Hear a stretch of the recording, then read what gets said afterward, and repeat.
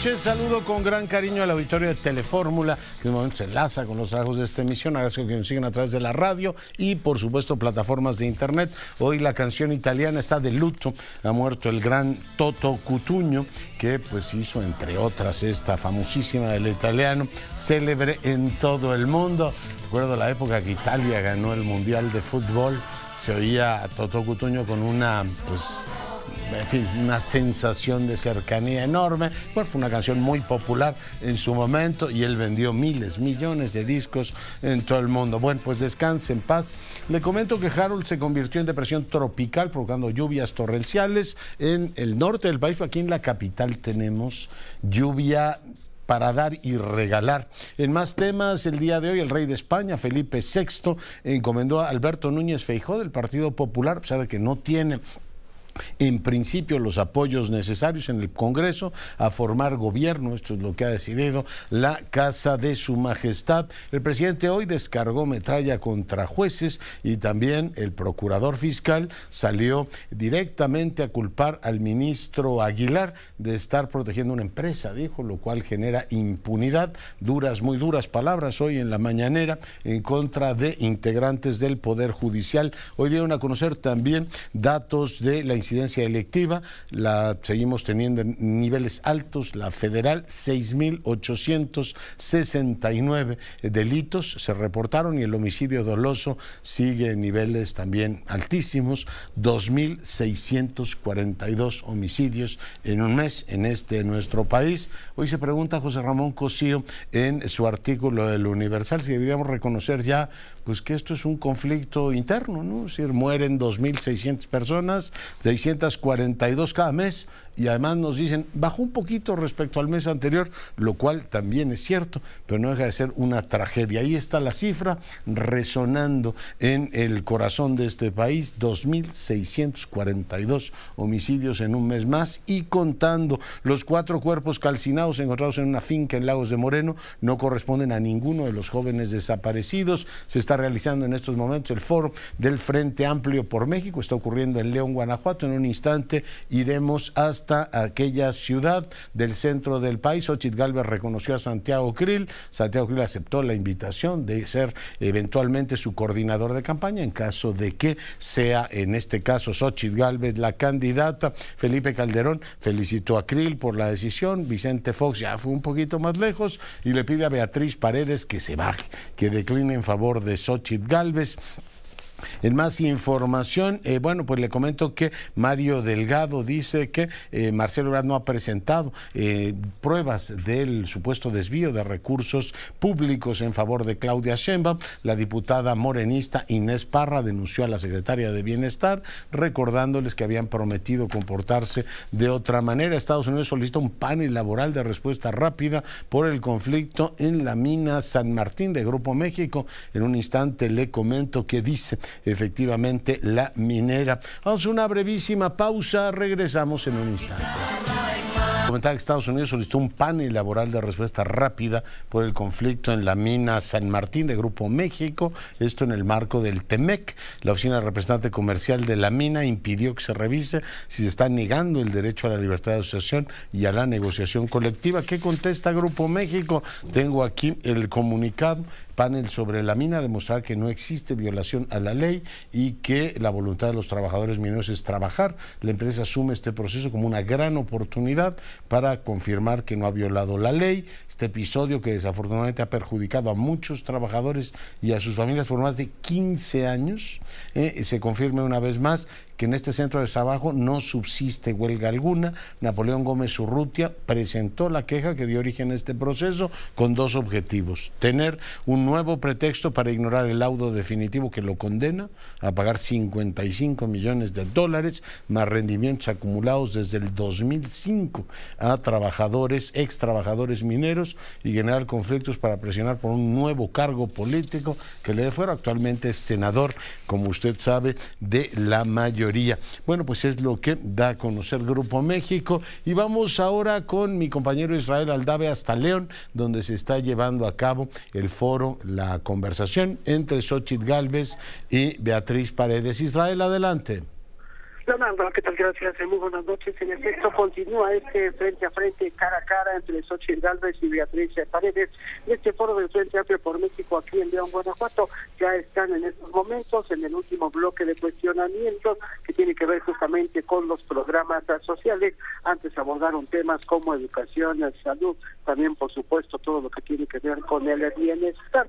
Comentarte, Leonardo, que en estos momentos lo observamos en las imágenes de nuestro compañero Óscar Jiménez, justamente está dando a un cuestionamiento respuesta a Xóchitl Gálvez, a un cuestionamiento por parte de los de la sociedad civil que enviaron justamente preguntas en estas materias que ya abordaron, como te lo comentaba, tanto a Beatriz Paredes como a Xóchitl Gálvez. Comentarte, Leonardo, que justamente la realización de este foro aquí de León pues marca la reincorporación, el regreso del PRD a este Frente Amplio por México. Hoy, a diferencia de los foros anteriores, y su acto de presencia su dirigente Jesús Zambrano, también varios periodistas como Jesús Ortega, incluso Silvano Aureoles, Leonardo, recordemos, quien buscó ser aspirante, no reunió las 150,000 firmas, salió muy molesto, despotricando en contra de este método de selección, y justamente pues hoy está aquí, y es que todo indica, Leonardo, que se le va a dar una cartera a la que tiene que ver con el campo, con temas agropecuarios dentro del Frente Amplio por México. También comentarte, Leonardo, que justamente una vez que concluya este foro, ya falta pues menos, tuvo una duración de 1 hora y media, a las 8:30 estará concluyendo. Xóchitl Gálvez va a estar cruzando aquí prácticamente la calle de este foro de León y se va a reunir con los simpatizantes del Partido Acción Nacional en un hotel que se encuentra aquí cruzando la calle. Hasta este momento, por parte de Beatriz Paredes, no se ha dicho que va a tener un festejo, vamos a calificarlo así, exactamente, o algún posicionamiento, aunque exista aquí parte de la dirigencia encabezada por Alejandro Moreno, senadores y diputados federales del Revolucionario Institucional, Leonardo. No, pero no ha habido cuchillos ni nada que se le parezca, todo muy civilizado, Israel. Sí, así es, Leonardo, fíjate que eso es lo que llama la atención, por lo menos hasta este momento no ha habido declaraciones estridentes como las que se registraron, por ejemplo, en el pasado foro de Durango, en el estado de Durango, donde Beatriz Paredes pues dijo lo que se interpretó como un ataque a Xóchitl Gálvez en materia de tener las manos limpias para poder hablar del combate a la corrupción, o entonces también en aquel foro, recordemos, Leonardo, que fue de la propia Beatriz Paredes, quien pues prácticamente estaba anunciando esta declaración de Santiago Krill. Hasta este momento todo muy civilizado, tanto Beatriz Paredes como Xóchitl Gálvez se han concentrado únicamente en abordar los temas. Oye, y no han dicho nada ahí que mañana las agarren en la mañanera, pues ya están muy atentos, ¿no?, a lo que dicen estas dos senadoras, estas dos aspirantes del frente, para polemizar desde Palacio Nacional. No, por supuesto, Leonardo, que va a haber mucho tema de dónde cortar, y sobre todo allá desde Palacio Nacional, por supuesto, amplias críticas a lo que tiene que ver en materia de salud, por supuesto, críticas amplias al subsecretario de Salud, Hugo López-Gatell, también en materia de educación con los libros de texto gratuitos, y vaya que hay tema. No, bueno, hasta las veo se aplauden, ¿no? Habla una y se aplauden. Ha estado brillante, compañera. Y bueno, pues vamos a escuchar un fragmento. A ver, le están preguntando algo a Xóchitl Gálvez. En este momento, el 49% de las familias más pobres reciben programas sociales. Hace 5 años era el 69%. Entonces, hoy los programas sociales llegan con menos claridad a los más pobres. ¿Qué hacer para revertir esta problemática? ¿Qué hacer para focalizar mejor y efectivamente que los programas sociales lleguen con más claridad a las familias más pobres? Bueno, lo primero que hay que hacer es que a todos les lleguen, todos los municipios de alta y muy alta marginación, todos los niños deben de tener la beca Benito Juárez, la pensión de adultos mayores y la de jóvenes construyendo el futuro de este programa actual. Volver a regresar el programa de infraestructura básica para los pueblos indígenas que atendía a las comunidades de alta y muy alta marginación, y eso redujo la brecha de infraestructura. Necesitamos realmente impulsar en esas regiones programas de salud. Te voy a hablar del tracoma rápidamente. Cuando yo llegué al gobierno había tracoma, que es una enfermedad relacionada a la pobreza. Bueno, pues parte de lo que explica Xóchitl Gálvez, y que par de moderadores también hay que reconocer, ni más ni menos que Gonzalo Hernández Licona, durante muchos años secretario ejecutivo de Coneval, un hombre además con un gran conocimiento de estos temas, y mi compañera muy querida Verónica Ortiz, una también pues abogada fórmula de enorme prestigio. Son los dos moderadores allá en León. Israel, muchas gracias. Volvemos contigo más adelante. Vamos ahora contigo, Cintia Dávalos. Buenas noches, Leonardo. Claudia Sheinbaum, ex jefa de gobierno de la Ciudad de México, llevó a cabo una audiencia en la alcaldía Tlalpan. Esto como parte de su recorrido, ya que le quedan aún 5 días para afianzarse ante la militancia de Morena, previo a las 5 encuestas que se llevarán a cabo para elegir al abanderado del partido previo a la precampaña. Estamos cambiando una generación. Así como el 68 marcó el odio, la represión, el autoritarismo, la Cuarta Transformación no solamente está marcando la democracia, la libertad, la transformación, sino está haciendo realidad el derecho a la educación. Marcelo Ebrard estuvo en Chihuahua en una conferencia y una participación en un foro. Con esto el político lleva a cabo sus últimos esfuerzos para llegar bien posicionado a las encuestas que llevará a cabo Morena para seleccionar a su próximo abanderado. A través de un video en su cuenta de X, Marcelo Ebrard aseguró que aunque haya personas que crean que la Cuarta Transformación ha llegado a su meta, aún es necesario impulsar cambios para mejorar la vida de las personas. Hay 2 formas de entender el futuro de la Cuarta Transformación. Unos piensan que ya llegamos, que aquí hay que quedarse, defender lo que ya se logró. En cambio, yo creo que esto apenas comienza. Hay más. Hay que construir el siguiente nivel. Más tecnología, más empresas, más prosperidad. Adán Augusto López Hernández se encuentra en Tabasco, donde encabeza diversas asambleas informativas. Acompañado por más de 12,000 tabasqueños en la localidad de Paraíso, el exsecretario de Gobernación aseguró que en la encuesta interna de Morena la decisión será de la gente. Hay becas para los niños y los jóvenes, becas Benito Juárez, apoyo con fertilizantes para los agricultores, becas, apoyos para las madres solteras, becas para los hijos de las madres solteras, apoyos sociales para las personas con alguna discapacidad. Pero tenemos que ir por más y tenemos que seguir construyendo un México más justo. Mientras Ricardo Monreal desde Sonora descartó declinar a favor de Claudia Sheinbaum y asimismo no se descartó para contender por la Ciudad de México, ya que espera servir a Morena desde la trinchera que le sea posible. No soy de los que declinan porque es defraudar, subestimar y hasta traicionar a la gente que ha hecho un esfuerzo por realizar la asamblea informativa. Por eso es que vamos a aguantar hasta el final. Por último, Gerardo Fernández Noroña se encuentra en Nayarit y en su discurso confió en que tiene el respaldo del pueblo. También opinó sobre la declinación de Santiago Krill. Ayer Crilcodrilo ya se retiró, ya se lo chupó la bruja, pues era evidente, se prestó una farsa. Hasta aquí la información, Leonardo, que tengan una excelente noche. Gracias. Y por cierto, Mario Delgado presentó los gastos de los aspirantes. Claudia Sheinbaum ha gastado 3 millones, casi 4 millones de pesos.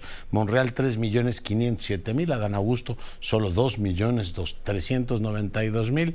Y Marcelo 2.317.000. O sea, Claudia Sheinbaum es la que más ha gastado. Supongo que a lo mejor es la que más ha transparentado. Hoy abría El Economista y veía una presentación de una encuesta en donde Adán Augusto dice que va ganando. Ya digo, pues ya qué problema hay, si ya tiene tanta ventaja sobre Sheinbaum y todos los demás.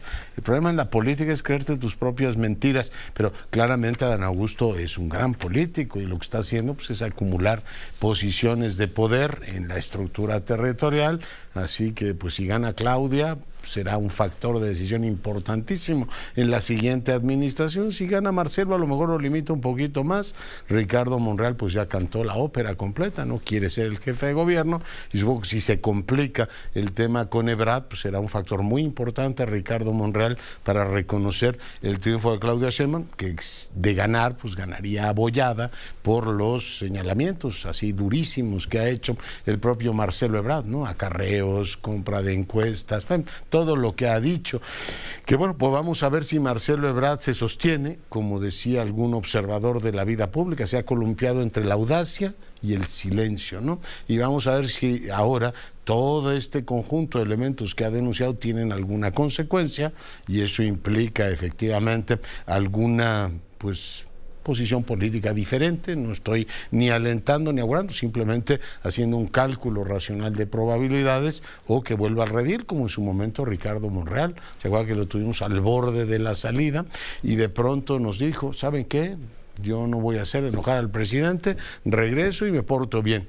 ¿Hará Marcelo Ebrard una cosa u otra? Pues tiene 3 caminos, como comentaba hace algunos días: o ser el candidato oficial, es decir, ganar el sueño de, en su momento, que tuvo también en el 2012, ser el candidato del partido oficial, ser el derrotado y disciplinarse y ver si le dan una senaduría o no, y bueno, pues tener por una terminación de su vida política en este sexenio, pues al estilo Manuel Camacho, ¿no? Irte de senador y ya irte eclipsando poquito a poco, siendo una figura muy importante intelectual y políticamente, o abrir el camino para otro partido. Pues eso todavía no está cerrado y las 3 vías están abiertas en estos momentos, así es que bueno, pendientísimos de lo que ocurra en Morena, igual estamos pendientísimos de lo que ocurra en el frente. Hoy tengo buenas noticias que compartir con usted. Hace un ratito platicamos con Luis Miguel González, del Economista, y hoy me enlazo con el rector de la Universidad de la Libertad, Jorge Carlos Díaz Cuervo. Que haya una nueva universidad en esta ciudad, en este país, es motivo para mí de enorme alegría. Rector, buenas noches. Buenas noches, Leonardo, y muchas gracias por tenerme aquí en tu espacio. Y sí, es una gran noticia que se le esté apostando a la educación, en este caso la educación superior, porque eso es lo que México necesita, rector, más y mejor educación. No, absolutamente una gran noticia, y levanto, no tengo copa, pero una botella de agua por esta gran noticia. Rector, cuéntale al auditorio cuál es la propuesta, cuál es la misión, qué se plantea la universidad que tú diriges. Bueno, la Universidad de la Libertad viene a irrumpir en el escenario de la educación superior con una propuesta innovadora, una propuesta que rompe los esquemas tradicionales, Leonardo, de escuchar, tomar nota, memorizar, repetir en un examen y así pasar 4 años, hacia un esquema en donde se desarrollen las habilidades que hoy se requieren para tener éxito en el mercado laboral. Esto es pensamiento crítico, pensamiento sistémico, saber observar los entornos tan complejos que nos rodean, encontrar en estos entornos oportunidades y tener las herramientas para aprovechar esas oportunidades y generar nuevos negocios, nuevas empresas, prosperidad para todos y para todas. Leonardo, lo que nosotros creemos es que lo que México necesita no es seguir en este círculo vicioso de más programas sociales y más programas sociales, sino lo que necesitamos son más empresas y más empresarios, y mejores empresas y mejores empresarios que generen riqueza, y eso es lo que puede hacer de México un país mucho más próspero de lo que somos ahora. Ya. Oye, la propuesta incluye, por supuesto, vanguardia tecnológica y vanguardia desde el punto de vista pedagógico. Por supuesto, hoy no podemos dejar de reconocer que vivimos en 2 realidades. La realidad digital, el mundo digital. Hoy los jóvenes nacieron ya en un mundo digital, pero también la interacción presencial entre nosotros como seres humanos es muy importante. Por eso nuestro programa es Figital, es físico y es digital. Nosotros queremos desarrollar a los jóvenes para que sean exitosos en ambos ambientes, en el ambiente digital, en el ambiente presencial, y esto a través de un método de enseñanza que estamos, recuperando de los mejores modelos de enseñanza pedagógicos, de taxonomías que hay en el mundo, en donde lo importante son los objetivos de aprendizaje transversales, más que pasar materias de manera sistemática. Y eso, Leonardo, creo que tiene que ver con una enseñanza, un modelo de enseñanza activo, intencional, hiperpersonalizado, en fin, un modelo que verdaderamente no ha llegado a México, llega por primera vez de la mano de la Universidad de Minerva en San Francisco, que es la número 1 en innovación educativa en el mundo, y creo que vamos a generar condiciones para que se transforme positivamente la educación superior en México. Oye, además resulta particularmente alentador que alguien invoque la libertad como el elemento central de su quehacer. Rector. Por supuesto que la autonomía del individuo, la libertad para emprender, para innovar, es lo que ha generado las sociedades más prósperas en nuestro planeta, Leonardo. No se requiere mucho para reconocer que las sociedades que mejores niveles de vida han generado son aquellas que han apostado por la libertad. Y nosotros creemos que ese es el camino, apostar por la autonomía del individuo, por su creatividad, y rechazar modelos autoritarios, modelos dogmáticos, pensamientos mágicos, creencias, sino apostarle a la ciencia, apostarle al conocimiento, pero sobre todo a la autonomía del individuo, al ejercicio de la libertad con responsabilidad, entendiendo que vivimos en una sociedad, al Estado de Derecho, a una democracia, a la globalización, a la apertura. Nosotros creemos que el modelo de una democracia liberal es el que debemos seguir construyendo en México y por eso no es en balde que nos llamemos Universidad de la Libertad. Una democracia liberal y una economía de mercado donde el individuo puede efectivamente proyectarse. Oye, pues es una gran noticia en el panorama institucional de este país. Además vas a tener una discusión muy amplia, ¿no?, con el Aspen Institute en los próximos días sobre el futuro de la educación superior, rector. La próxima semana, Leonardo, y aprovecho para invitar a todo tu auditorio y a ti, por supuesto, tenemos 3 eventos de primerísimo nivel. El primero, el miércoles 23, el futuro de la educación superior, en efecto, con el Aspen Institute México. Tendremos a 14 pensadores de la educación superior de todo el mundo aquí en la Universidad de la Libertad, reflexionando sobre hacia dónde deberíamos de ir en materia de educación superior, cuáles son las carreras del futuro, cuáles son las habilidades y las competencias que requiere el mercado y que los jóvenes están demandando.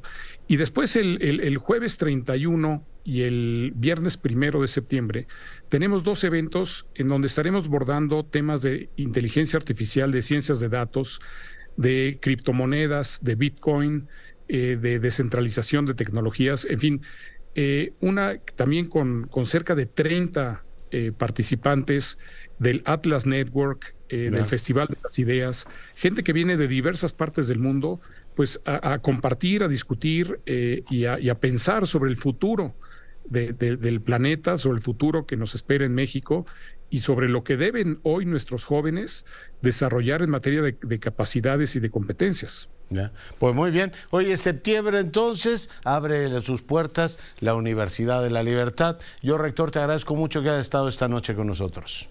Lunes 4 de septiembre arrancamos, Leonardo, una nueva universidad en México.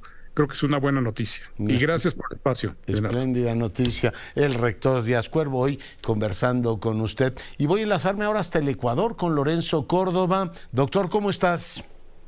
Hola, Leonardo, ¿cómo estás? Ya en México, llegué hoy esta mañana un poco afónico, pero después de las elecciones, en efecto, a las que fui invitado como observador, Leonardo. ¿Cómo las viste? ¿Qué lecciones sacas de lo ocurrido en Ecuador? Que nos sigue dando sorpresas. Y bueno, aprovecho para iniciar la conversación preguntando si este sistema de 2 vueltas que tienen prácticamente en todos los países latinoamericanos, ¿tú lo sientes recomendable, Lorenzo? Pues mira, Leonardo, los distintos mecanismos políticos como la segunda vuelta pues obedecen a necesidades muy particulares.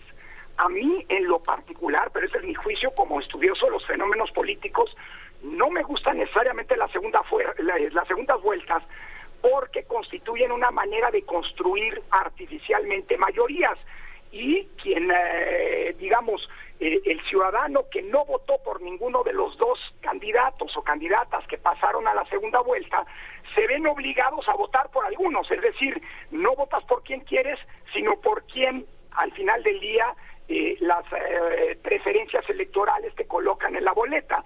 Y desde ese punto de vista a mí no me gusta, pero me queda claro que la segunda vuelta es un mecanismo eficaz para poder construir mayorías y en consecuencia dotar a quienes son electos, normalmente presidentes. En América Latina no hay ningún mecanismo de segunda vuelta para elegir al Congreso, a diferencia de lo que ocurre, como sabes, en Francia, pero que generan esas mayorías que permiten a quien gobierna un país sostener su legitimidad sobre la mayoría de los votos emitidos. Pero entonces, Lorenzo, entra muy descompensado eso. Pienso en los dos casos que tuvieron elecciones este fin de semana. Ecuador, ¿tienes a Luisa o Noboa?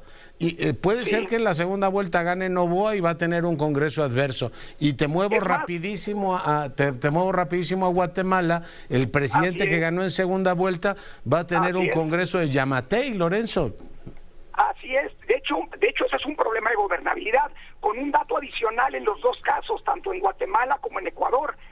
Quien apunta, bueno, en Guatemala quien ganó, Arévalo que ganó, no fue el que más votos tuvo en primera vuelta, O sea, el candidato que llegó en segundo lugar es el que se lleva la mayoría en la segunda vuelta. Y es muy probable que pase lo mismo en Ecuador, porque finalmente Luisa, la candidata del correísmo, pues es una candidata que es apoyada por esa fuerza política, mientras que el voto anticorreísmo pues es el que se dispersó y que ahora muy probablemente se confluirá en la segunda vuelta en favor de Noboa, aunque por supuesto no hay que especular y habrá que ver cómo votan las y los ecuatorianos. Pero lo que te quiero decir es que ese es un dato, Quien llegue en segunda vuelta es posible, en segundo lugar en la primera vuelta es posible que sea el ganador en segunda vuelta. Entonces, digamos... Oye, ya lo vimos en Ecuador, Lorenzo. Así es, en los últimos casos. Es decir, es un sistema que les ha resultado funcional a los sudamericanos, pero pues que hay que analizar en sus méritos para ver si se importa exactamente. O sea, oye, ¿qué es lo que se quiere cuando se quiere la segunda vuelta? Aquí, legitimidad o gobernabilidad, ¿no? Gran tema, sí. Oye, aquí celebramos cuando vota el 60%, en Ecuador tienen voto obligatorio. ¿A ti te parece que habría que explorar ese tema de la obligatoriedad del voto, Lorenzo? Pues mira, en Ecuador con el voto obligatorio votó el 85%, es un voto muy alto, normalmente votan cerca del 80%, lo mismo que en otros países en donde este voto también es obligatorio, y existe así, como por ejemplo en Argentina, en Chile, en Brasil. Mira, a ver, yo creo que tiene sentido para incrementar la participación, por un lado, pero por otro lado, Leonardo, yo apostaría más a generar incentivos para el voto. Es decir, el voto tiene que ser visto como el ejercicio de un derecho, no como una obligación. Y desde este punto de vista, para el caso mexicano, yo apostaría más a mecanismos como los que tienen, por ejemplo, en Colombia, en donde cuando votas te dan un certificado electoral que atestigua, digamos, que ejerciste el voto, y eso te sirve para estímulos fiscales, para reducción en ciertos pagos, ciertas cuotas, etcétera. Es decir, veamos cómo hacemos para premiar al elector. Creo que es una ruta más interesante desde mi punto de vista, al elector que efectivamente participa, respecto a, como ocurre en Ecuador, son $50 de multa para quien no vota, y además de que te impide, por ejemplo, hacer transacciones bancarias, trámites públicos, etcétera. Entonces, bueno, en fin, son modelos y yo creo que son siempre muy interesantes, pues irlos analizando en una lógica comparada, ¿no? Sí, por eso es importante, ir cosechando los puntos de vista de quien les toca observar, como en tu caso, pues las elecciones del Ecuador. ¿Has visto cuántas elecciones en cuántos países diferentes? Por supuesto, dejando de lado las nuestras, Lorenzo. Híjole, Leonardo, mira, esta es la primera vez que, no es cierto, me invitaron también a Guatemala en la primera vuelta, debo decir, pero son los dos primeros casos en los que hago observación, pues como especialista y no ya como autoridad electoral. Pero si tomas en cuenta todas las misiones de observación en las que tuve el privilegio de participar como funcionario electoral, como consejero del IFE y luego como consejero presidente del INE, pues sí son ya muchas decenas, unas 40, 50 elecciones en distintos lados del mundo, y eso evidentemente pues te permite, por un lado, entender y comprender otros contextos y también retroalimentarte de buenas prácticas y también de eventos que vale la pena exorcizar. Pero por otro lado también me ha permitido, pues si te lo digo con sin medias tintas, el sistema electoral mexicano, ese que salvamos gracias a que la Corte echó abajo el Plan B, pues es uno de los más robustos y de los más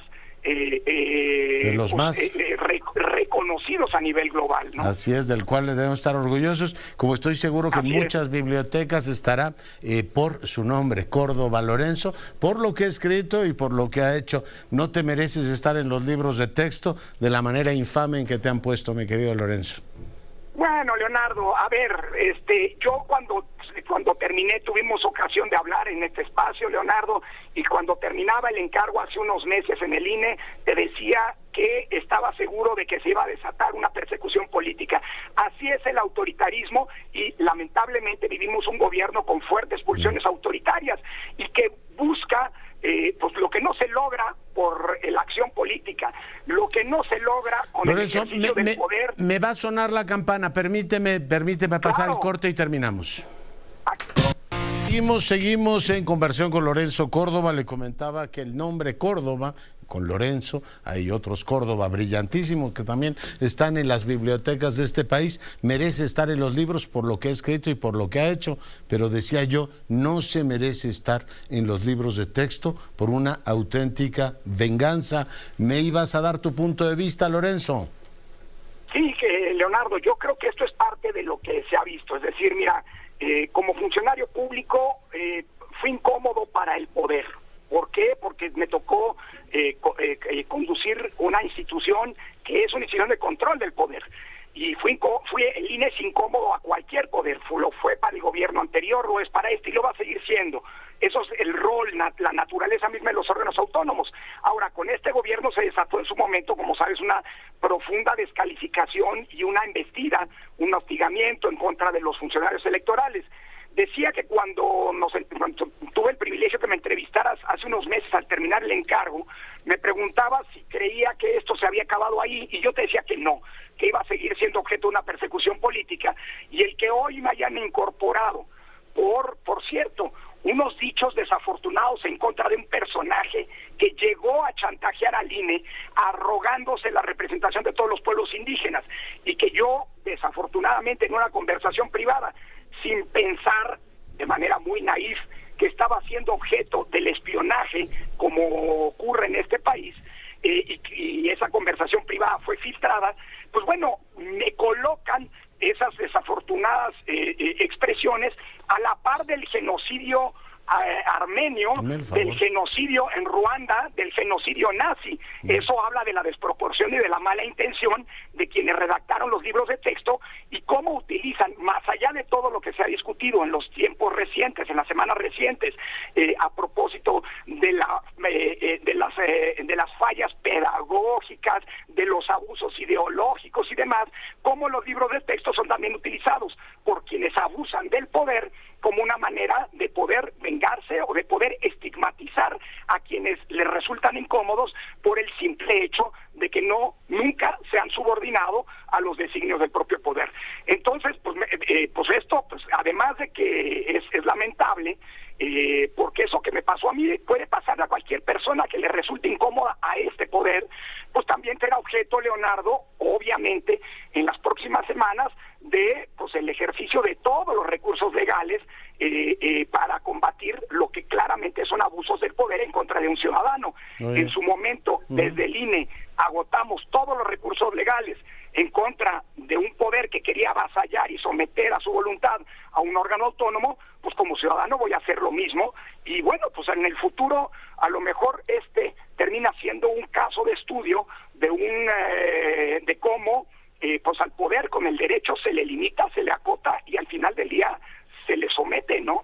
Y de la enorme contradicción que supone autopresentarse como humanista y ejercer la venganza y el odio, que nunca van muy lejos, ¿no? Como impulso creativo, en este caso no parece particularmente original, es una auténtica chapuza lo que pusieron en los libros de texto y algún niño avispado le preguntará a su profesor, oiga, ¿y ese señor Lorenzo Córdoba es el que era el presidente del INE cuando el presidente López Obrador ganó las elecciones? Sí, es el mismo. Y así les enseñarán, o el maestro aprovechará para contar parte de lo que es la formación cívica de los ciudadanos, Lorenzo. Así es, y ojalá también, y es por eso vamos a ejercer las rutas jurídicas, Leonardo, ojalá y también se cuente que Lorenzo Córdoba fue el presidente del INE que le propuso a sus compañeros que acompañaron esa propuesta, que permitió que por primera vez en la historia de este país los pueblos y comunidades indígenas tuvieran representación política en la Cámara de Diputados.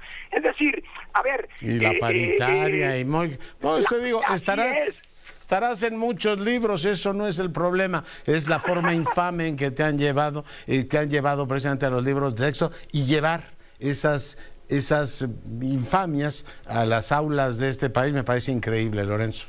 Así es, pero no habrá que permitirlo. Mira, Leonardo, yo entiendo que este es un poder que actúa aunque la ley es la ley. Pues mira, yo creo que hay que demostrarle a este poder y a cualquiera, pero este es el que hoy está abusando brutalmente del poder público con una finalidad estrictamente de parte, es decir, favorecerse y atacar a quienes piensan distinto. Aquí es saciar una venganza personal, Lorenzo. Así es, pero mira, Leonardo, yo confío mucho en el Estado de Derecho, soy un jurista, y creo y confío que en el futuro, pues este será un caso de cómo hay que comportarse frente al poder arbitrario y cómo, pues al poder arbitrario, gracias al derecho, se le somete. Y si no ocurre así, bueno, pues entonces estaremos hablando ya de niveles de progresión y de consolidación de un autoritarismo, pues que la verdad es lamentable. En fin, pero bueno, mira, la mejor prueba, Leonardo, de que el poder no perdona, y aunque por mucho que se diga, pues los rencores y el abuso pues forman parte del poder flor de piel. Que hoy nos gobierna. Pero ni la venganza ni la crueldad van muy lejos, ¿no? Y en el ámbito creativo tampoco dan mucho más. Lorenzo, pues te expreso, por supuesto, mi solidaridad, si de algo sirve. Parece infame que te presenten de esa manera, y te mando un gran abrazo. Gracias, Leonardo. La solidaridad, la cercanía y pues el afecto, hay que decirlo, de las personas que admiras y que realmente valen la pena en este país como tú, pues para mí es invaluable. Te lo aprecio muchísimo, mi querido Leonardo. Gran abrazo. Y bueno, pues antes de ir a nuestra sección del Colegio Nacional, quiero decirle que Enrique Alfaro, gobernador de Jalisco, manda una señal política, yo creo que importante, ¿no? Dice que no va a seguir participando en Movimiento Ciudadano porque es un partido que no entiende, que toma decisiones unilaterales. Sigue ahí el tema, supongo que es lo de Xóchitl. Esto dijo Enrique Alfaro. Yo ya no tengo interés de participar en un proyecto que no entiendo, que se construye de manera unilateral y que simple y sencillamente nos quiere someter a todos a la voluntad de quienes coordinan el partido a nivel nacional. No quiero pelear ni disputar nada, que ellos tomen sus decisiones y que tengan suerte. Pues veremos efectivamente qué es esto, ¿no? Si están esperando a Marcelo, si rompe o no rompe, si van con el candidato Samuel, si van con el candidato Colosio, si va el candidato. La verdad es que habrá que esperar a que el partido Movimiento Ciudadano, pues abra su orientación, ¿no? Dante ha dicho que irán con candidato propio, pero bueno, ya escuchó usted lo que desde Jalisco se dijo. Primero lo dijo Clemente Castañeda y ahora lo dice el gobernador. Vamos a otros asuntos.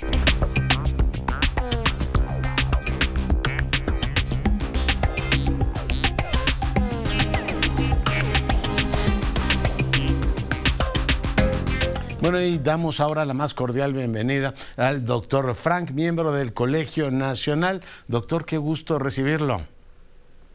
Igualmente, querido Leonardo. Oiga, pues cuéntele al auditorio, tienen ahora un evento que tendrá lugar efectivamente el miércoles, Escuchando a la Naturaleza, el corazón tiene memoria, la simetría y las señales de la vida. Doctor. Sí, sí quiero platicarle un poco de eso y también del proyecto Pauta, que este sábado tuvimos un evento, ya que estaba yo oyendo a Lorenzo Córdoba las noticias tan trágicas del mal uso del poder, pues dar una buena noticia acerca de nuestros niños, del trabajo que hacemos con ellos. Pero si tenemos tiempo, voy a mencionar brevemente que el miércoles efectivamente voy a dar una conferencia de un tema que me apasiona y que es muy interesante para la gente, y que es el de la simetría en la naturaleza. Y bueno, realmente el tema de la simetría de las matemáticas empieza con Galileo, cuando afirma que el libro de la naturaleza está escrito en términos matemáticos, de círculos, de triángulos, etc. Y eso se ha comprobado en forma muy, muy dramática. Hoy en día la matemática de la simetría es fundamental para la física, es el lenguaje fundamental con el que podemos comunicarnos con la naturaleza. De hecho, Galileo señalaba que si hasta ese momento no la habían comprendido, era por no hablar ese idioma. Y bueno, no sé con cuánto tiempo contamos. Tenemos 6 minutos, doctor. Muy bien, entonces me quisiera... Una era geológica en televisión. Una era geológica en el radio, le agradezco muchísimo.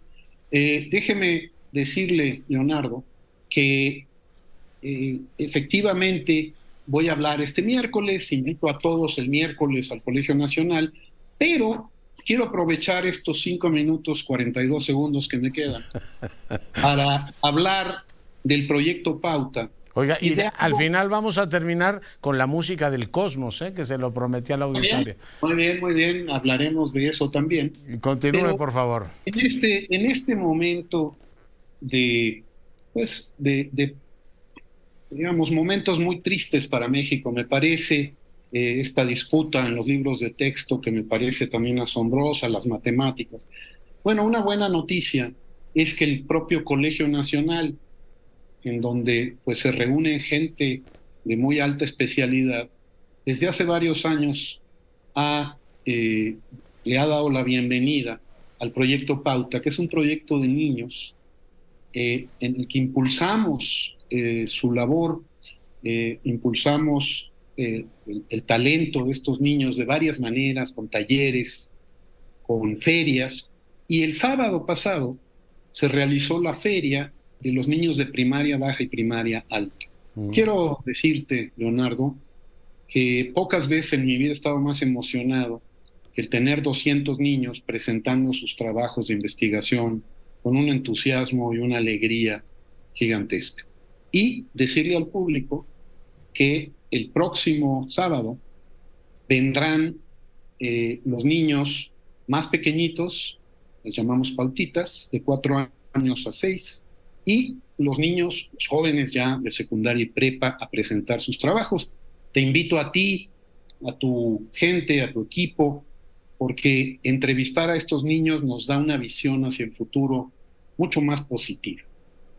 De hecho, este sábado anterior estuvieron más de 200 niños en el Colegio Nacional, otros tantos van a estar el siguiente sábado.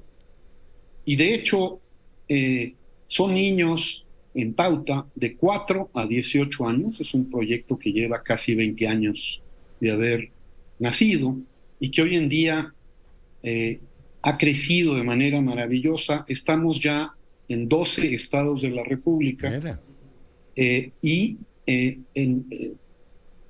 manera, digamos, vía redes en otros 10 estados que tenemos participantes, incluso gente en Estados Unidos, mexicanos en Estados Unidos, latinoamericanos en Estados Unidos. Entonces sí quiero hacer una especial invitación para este sábado próximo, porque de verdad es una alegría muy grande. Estamos un poco hartos, creo, de oír las tremendas noticias de todos los días, y esto es de verdad algo que nos levanta el ánimo muchísimo. Sí, sí. Oiga, interesantísimo eso. Aparte de talleres y los clubes científicos, supongo que este proyecto también va formando profesores, va permitiendo ir elevando el que monitores o gente que vaya acompañando el desarrollo de los chicos. Tal cual, qué buen punto, Leonardo. Al sentir que tengo 3 minutos 10 segundos más. Usted de una precisión. No lo comenté, parece usted físico, doctor. Reúne digamos, los esfuerzos. Es un puente entre los niños y los académicos, pero apoyando a los profesores y a los padres de familia también. Es un proyecto en el que participa el gobierno, nos ha apoyado la Secretaría de Educación en algunos momentos, y empresas, de tal manera que esto es una especie de alianza sin fines políticos de ningún tipo y que tiene relevancia para los recursos naturales más importantes con los que cuenta México, que son sus niños. Entonces, efectivamente, trabajamos con maestros y también con padres de familia en este esfuerzo de impulsar la ciencia, el espíritu de investigación de los niños. Ya. Pues interesantísimo, por supuesto estaremos pendientes de eso. Dígame en el tiempo que nos queda si el corazón tiene memoria, doctor. Sí, pero el de las mujeres tiene más memoria. Porque entonces voy a hablar de eso también. Hace muchos años leí un texto suyo que me encantó, ¿no? Si la ciencia podía o no explicar el amor. Así es. Yo desde entonces le digo a mi mujer que es un problema físico, mucho más que un problema... de hecho, es un problema evolutivo, el del amor pasional, físico.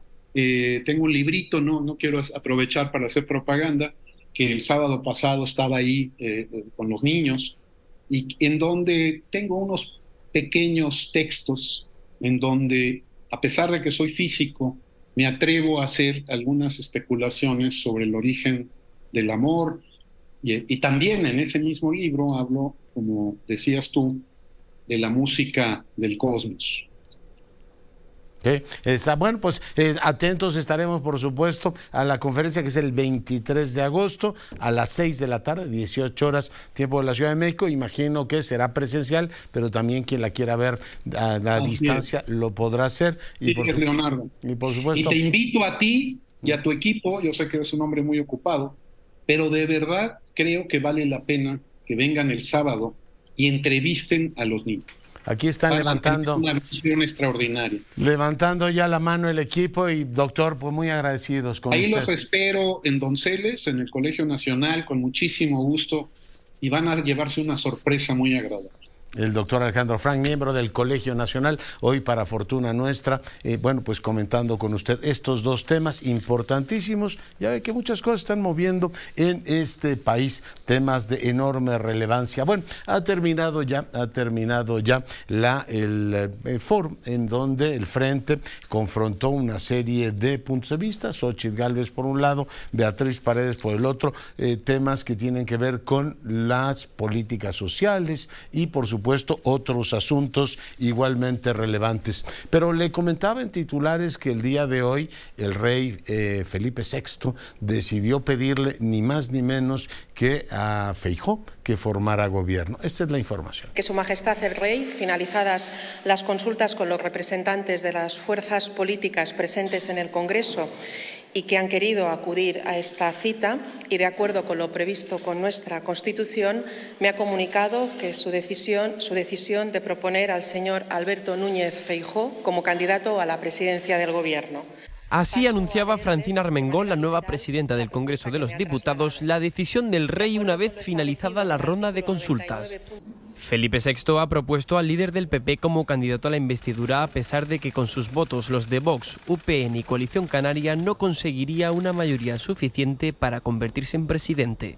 Felipe VI ha escuchado en la ronda de negociaciones las posiciones de UPN, Coalición Canaria, PNV, Sumar, Vox, PSOE y Partido Popular. Feijóo le comunicó, al igual que Sánchez, que estaba dispuesto a ser candidato a la investidura si decidía proponerle. Lo aceptaría en primer lugar con honor, en segundo lugar con lealtad a la nación y con lealtad a la monarquía constitucional y consciente de la responsabilidad que vivimos en este momento. Era la primera ocasión en la que dos candidatos buscaban ir a la investidura y el rey ha optado por proponer al que más respaldo tiene a día de hoy. Por su parte, Pedro Sánchez parte de 152 escaños, los de PSOE y los de Sumar, y debe coser pactos para lograr la mayoría. La decisión del rey activa el reloj de los plazos hacia una investidura o nuevos comicios. Nos vamos, cuídese y sea rabiosamente feliz, se lo merece.